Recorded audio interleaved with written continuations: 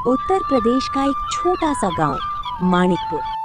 चारों तरफ हरे भरे खेत, कच्ची सड़कें, शांत वातावरण। लेकिन गांव में एक पुराना तालाब था जिसे सभी काला तालाब कहते थे।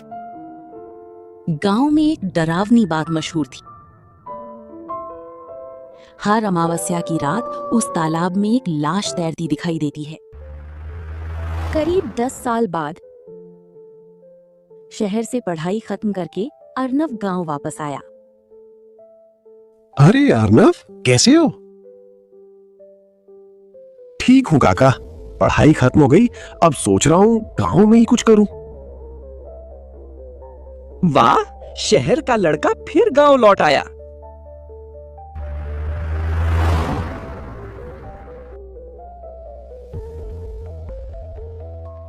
चाय आते ही बातें शुरू हो गई।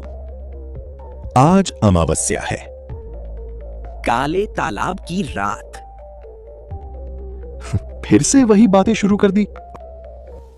तू नहीं जानता, हर अमावस्या को उस तालाब में लाश तैरती है। जो देखने गया वो सही सलामत वापस नहीं आया। अर्नव हंसकर बात को टाल देता है।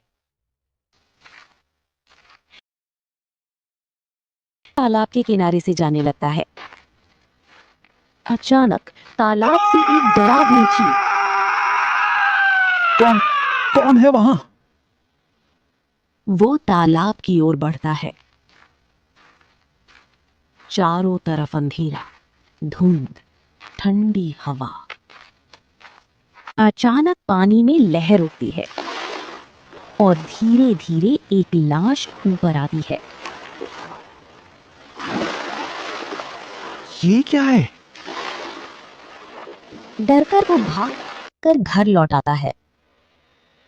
रात को सोते समय अर्नव को एक भयानक सपना आता है। वो देखता है कि तालाब में वही लाश उसके सामने है। मुझे मत करो। अचानक उसकी नींद खुल जाती है। वो कमरे के चारों तरफ देखता है, कोई नहीं होता। अर्नव फिर से सो जाता है। कुछ देर बाद उसके सपने में फिर वही लाश आती है। मुझे मुक्त करो। अचानक वो उठकर देखता है कि सच में उसके सामने वही लाश है। तुम कौन हो? मैं इसी गांव का एक व्यक्ति हूं। तुम मुझे और गांव वालों को क्यों डरा रहे हो? तुम किस चीज की मुक्ति चाहते हो? एक तांत्रिक ने मेरे जैसे और भी कई लोगों की बलि चढ़ा दी है। उस तांत्रिक ने अमरत्व पाने के लिए हम सबको बलि दिया है। हम सबको मारकर अलग अलग तालाबों में फेंककर एक अदृश्य बंधन में बांध रखा है। ये बात सुनकर अर्नव कुछ देर सोचकर कहता है। तुम्हारी मुक्ति का उपाय? तांत्रिक के पास एक झाड़ू है। उस झाड़ू को मेरी चिता के साथ जला देने पर हम सब मुक्त हो जाएंगे। उस तांत्रिक को मैं कहां पाऊंगा? गांव के पश्चिम दिशा के जंगल में वो रहता है। उस जंगल में तो बहुत हिंसक जानवर है, और मैं उस तांत्रिक से झाड़ू कैसे लाऊंगा? ये पहन लो, तब हिंसक जानवर तुम पर हमला नहीं करेंगे। लेकिन मैं उस तांत्रिक से झाड़ू कैसे लाऊंगा? ये बात सुनने से पहले ही लाश वहां से चली जाती है। अर्नव कुछ देर सोचने के बाद सोता है। पूरी रात जागने के कारण अर्नव दोपहर में सोकर उठता है।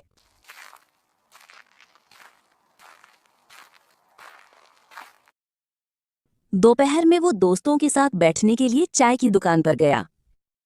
क्या हुआ अर्नब? नहीं नहीं काका, बस रात को अच्छी नींद नहीं हुई।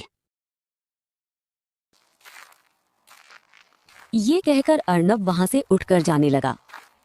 अर्नव उस तालाब के किनारे वाली सड़क से जाने लगा। तालाब पार करते ही एक भयानक चीख सुनाई देती है। वो घर आकर कल रात की घटना के बारे में गहरी सोच में पड़ जाता है। नहीं नहीं, मुझसे अब ये दर्द सहा नहीं जा रहा है। अर्नब तय करता है कि वो तांत्रिक के पास से झाड़ू लाने जाएगा। सूरज निकलने से पहले ही वो लाश के दिए हुए धागे को पहनकर पश्चिम के जंगल की ओर निकल पड़ता है।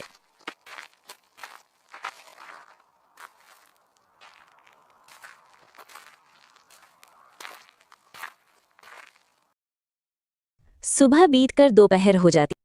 एक तालाब के किनारे अर्नब बैठकर अपना लाया हुआ खाना खाने लगता है। खाना खत्म करके वो तालाब में हाथ मुंह धोने, तभी उसकी नजर एक लाल मछली पर पड़ी। इतनी सुंदर लाल मछली। वो मछली को पकड़ने गया। अचानक पानी में तेज रोशनी चमक उठी। मछली धीरे धीरे रूप बदलकर एक जलपरी में बदल गई। तुम कौन हो? डरो मत, मैं जानती हूँ तुम क्यों आए हो। क्या तुम उस तांत्रिक के बारे में जानती हो? हाँ, उसने सिर्फ इंसानों को नहीं, मुझे भी बंदी बना रखा है। वो कई निर्दोष लोगों की बलि देकर उनकी आत्माओं को इस तालाब में कैद कर देता है।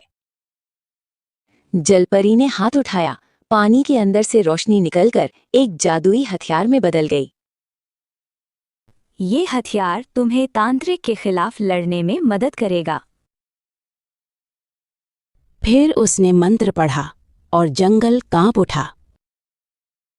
झाड़ियों के पीछे से एक विशाल बाघ बाहर आया।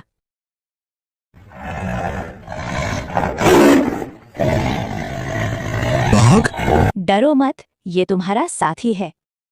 ये बाघ तुम्हें तांत्रिक के पास ले जाएगा और युद्ध में तुम्हारी मदद करेगा।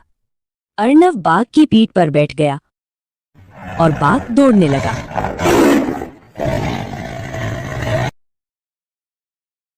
वे तांत्रिक की गुफा के सामने पहुंचे। तांत्रिक तब तपस्या में लीन था। अर्नब ने हथियार को कसकर पकड़ा और जोर से जमीन पर प्रहार किया। किसने मेरी तपस्या भंग करने की हिम्मत की? तांत्रिक ने अर्नब के हाथ में मौजूद धागे को देखकर समझ लिया कि वो क्यों आया है। आज तेरा अंत है। दोनों के बीच भयंकर युद्ध शुरू हो गया। अचानक अर्नब जोर से चिल्ला रहा। घात! ये संकेत मिलते ही बाघ झपट पड़ा। वो तांत्रिक के ऊपर चढ़ गया और जोर से गरजने लगा।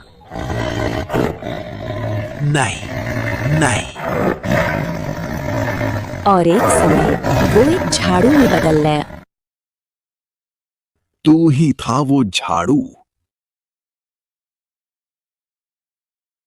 अर्नब ने झाड़ू को उठाया और बाघ की पीठ पर बैठकर गांव की ओर चल पड़ा। गांव पहुंचते पहुंचते रात हो गई। जलती हुई चिता तैयार थी। उसने झाड़ू को चिता में फेंक दिया। तालाब से वही लाश बाहर आई और चिता में लेट गई। वो आग में विलीन हो गई। फिर एक एक करके और भी कई लाशें बाहर आने लगीं। धन्यवाद हमें मुक्त करने के लिए। उनके बीच वही जलपरी भी थी। तुमने हमें मुक्त कर दिया। धीरे धीरे वे सभी आकाश की ओर उठने लगे।